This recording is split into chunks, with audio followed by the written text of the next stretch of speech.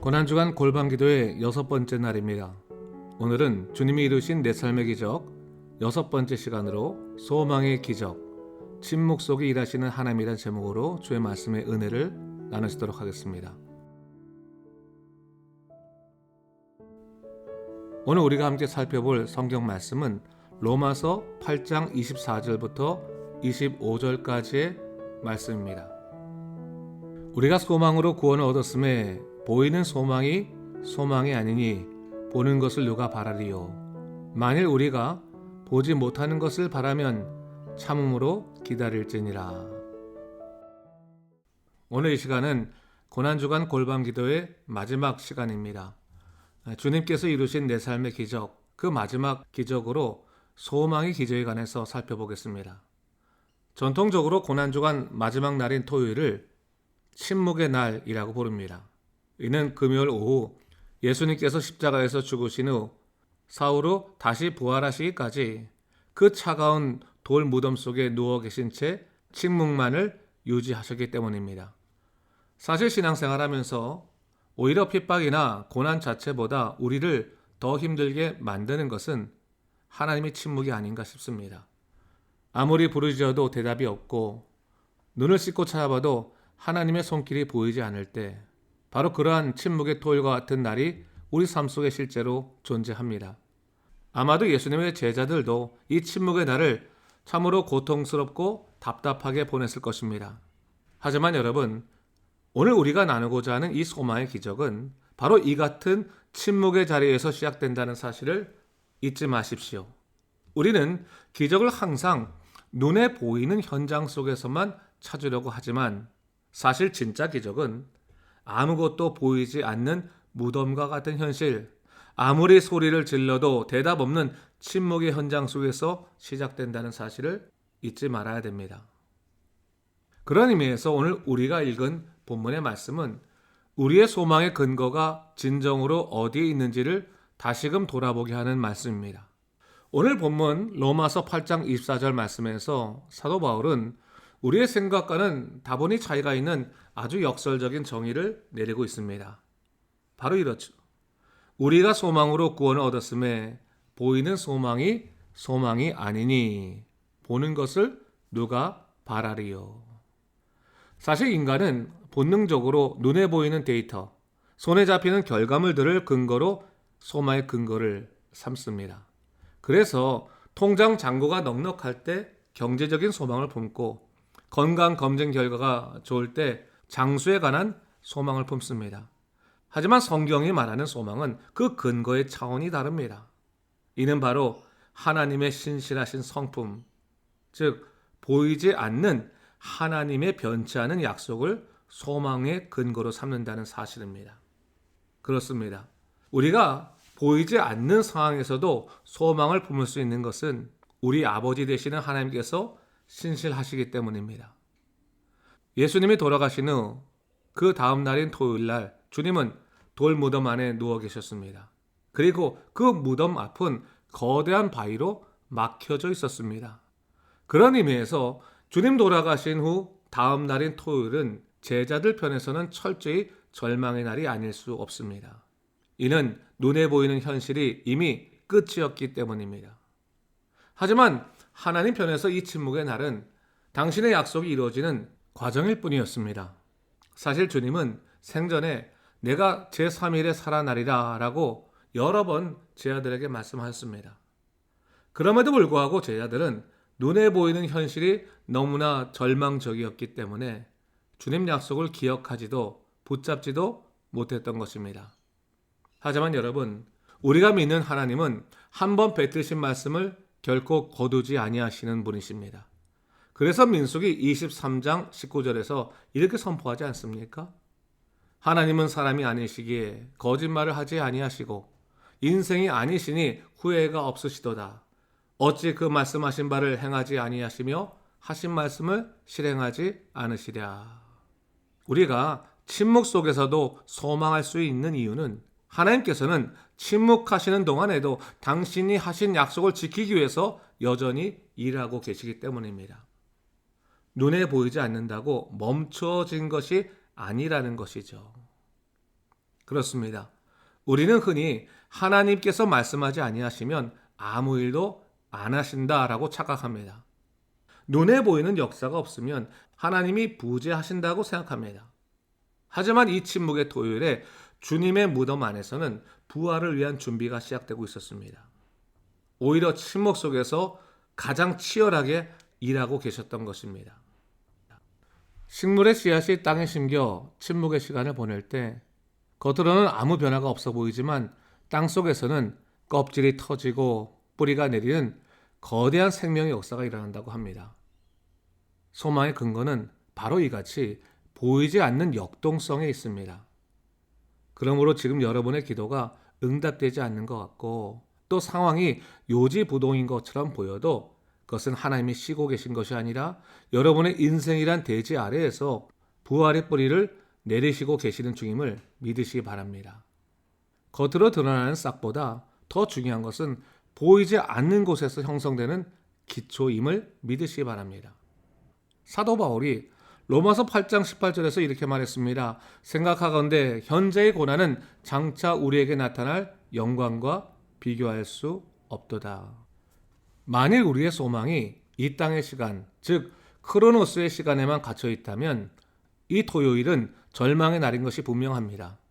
하지만 하나님의 시간인 카이로스의 관점에서 본다면 토요일은 주일 아침의 영광을 극대화하기 위한 거룩한 장치인 것입니다.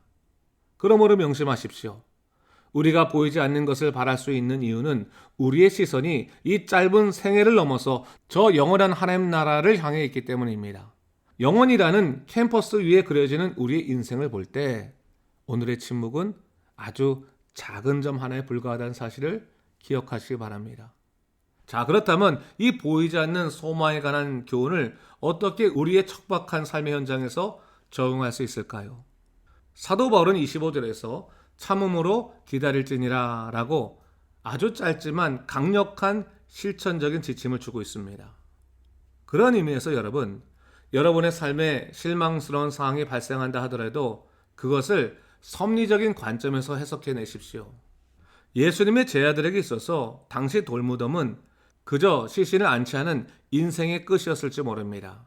하지만 하나님의 관점에서 예수님이 누우신 돌무덤은 새 생명이 태어나는 요람이었습니다. 그렇습니다. 우리 인생의 문제가 해결되지 않고 꽉 막혀 있을 때 우리는 그것을 장애물이라고 생각합니다. 하지만 소망의 사람은 그것을 디딤돌 혹은 부활의 통로로 해석합니다.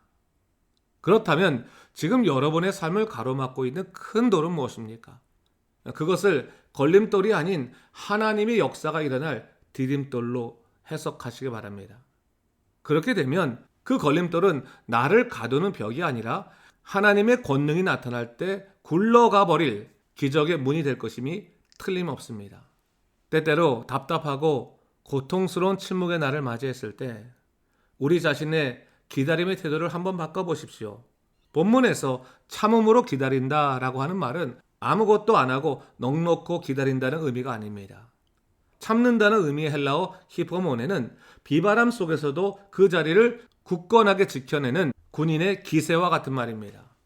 그렇습니다. 하나님이 침묵하실 때 우리가 해야 할 가장 적극적인 행위는 예배와 찬송입니다. 감정이 마르고 기도가 나오지 않을 때 오히려 의지적으로 찬송가를 부르고 말씀을 묵상하고 스스로에게 그 말씀을 선포하는 것입니다. 특히 아무런 징조가 보이지 않는 침묵의 토요일 같은 날일수록 더욱더 말씀 앞에 서십시오.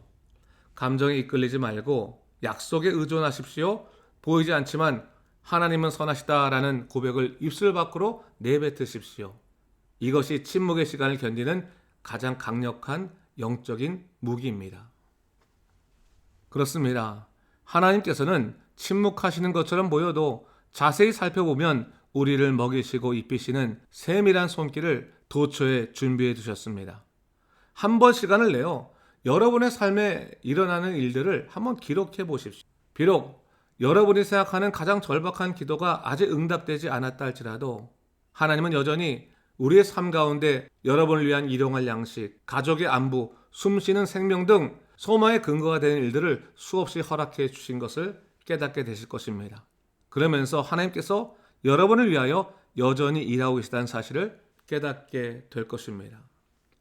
사랑하는 성도 여러분, 우리의 삶을 향한 작은 기적을 발견하는 눈이 열릴 때 우리는 큰 침묵을 견딜 수 있는 힘을 얻게 됩니다. 그리고 이를 위해서 영적으로 서로 연합하십시오. 예수님께서 무덤에 계시던 그 침묵의 토요일에 제 아들은 뿔뿔이 흩어져 있었지만 그들이 다시 모였을 때 그들은 부활하신 주님을 만나게 되었습니다. 그렇습니다. 절망이나 낙심도 전염되지만 소망도 전염성이 있습니다. 나 혼자 있을 때는 이 소망의 불꽃이 쉽게 꺼질 수 있지만 곁에서 하나님이 살아계신다, 조금만 견디자라고 말해주는 믿음의 지체가 있다면 우리의 소망의 불꽃은 더욱더 굳건히 불타오를 것입니다. 그런 의미에서 소망은 개인적인 덕목인 동시에 공동체의 자산입니다. 함께 기다리고 함께 기도할 때 그 침묵의 시간은 고통이 아니라 거룩한 사귐의 시간이 되기 때문입니다. 이번 고난주간 6일 동안 우리는 주님이 이루신 내 삶의 기적들에 관해서 살펴봤습니다. 주님이 우리 삶에 베푸신 다양한 기적의 단면들을 살펴보면서 우리는 하나님께서 여전히 일하신다는 사실을 깨닫게 되지요. 주님은 용서의 기적으로 우리의 죄와 과거를 깨끗하게 치유하여 주셨고, 변화의 기적으로 우리의 존재를 새롭게 하셨으며, 회복의 기적으로 우리의 무너진 사명을 세우셨습니다. 또한 사랑의 기적으로 우리를 끝까지 붙드셨고, 대속의 기적으로 우리의 모든 죄의 부채를 완불해 주셨습니다. 그리고 아무것도 일어나지 않는 이 답답한 침묵의 날에도 주님은 우리에게 소망의 기적을 허락하심으로 믿음을 갖고 기도하며 기다리게 하셨습니다. 그렇습니다, 여러분. 기적은 단순히 신기한 일이 일어나는 것이 아닙니다. 기적은 하나님의 하나님 되심이 내 삶에 나타나는 것입니다. 그러므로 오늘 우리가 겪는 침묵은 결코 결론이 아닙니다. 그것은 내일 아침에 터져나올 부활의 환희를 위한 가장 완벽한 하나님의 예비하심이라는 사실을 기억하시기 바랍니다. 보이는 소망이 소망이 아니니 이 말씀을 여러분의 마음에 새기십시오. 지금 아무것도 보이지 않는다면 오히려 기뻐하십시오. 그것이야말로 여러분이 진짜 하늘의 소망을 품을 수 있는 최적의 조건이 되기 때문입니다. 이제 여러분의 인생을 가로막고 있는 그 무거운 돌을 두려워하지 마십시오. 주님은 이미 그 돌을 굴려버리셨고 사망의 권세를 당신의 발 아래 짓밟으셨습니다. 오늘 하루 그 승리를 미리 맛보며 참음으로 기다리십시오. 침묵 속에서 일하시는 하나님을 신뢰하며 소망의 노래를 부르시길 바랍니다. 그리고 이제 예수님께서 사망 권세를 이기시고 다시 사신 그 놀라운 부활의 날을 기대하며 기도하고 기다리십시오. 그 찬란한 부활의 아침을 소망하며 오늘을 힘차게 살아가는 우리 모두가 되시기를 주님의 이름으로 간절히 축원합니다. 기도하겠습니다. 주님 감사합니다. 우리가 지난 일주일간 고난주간 골방 기도를 하면서 각자의 골방에서 주의 말씀을 통해서 나를 향하신 하나님의 기적을 살펴봤습니다. 주님, 우리 인생이 얼마나 하나님이 주신 기적으로 가득 차인지 모릅니다. 때때로 우리는 소망이 없다고 생각하고 내 삶에는 고통만 있다고 생각했는데 사실은 하나님이 예비하신 기적으로 가득 차 있는 마치 보물창고와 같은 인생임을 다시 한번 깨닫게 되었습니다. 이제 부활의 기쁨을 갖고 세상을 이기게 도와주시옵소서. 절대로 세상에 무너지지 아니하고 하나님의 말씀으로 하나님의 능력으로 살아갈 수 있는 믿음의 사람으로 굳건히 서도록 인도하여 주옵소서. 그래서 하나님의 기적을 갖고 살아가는 일상의 기적이 되는 믿음의 사람으로 굳건히 서길 원합니다. 감사드립니다. 이 모든 말씀 예수님 이름으로 기도드립니다.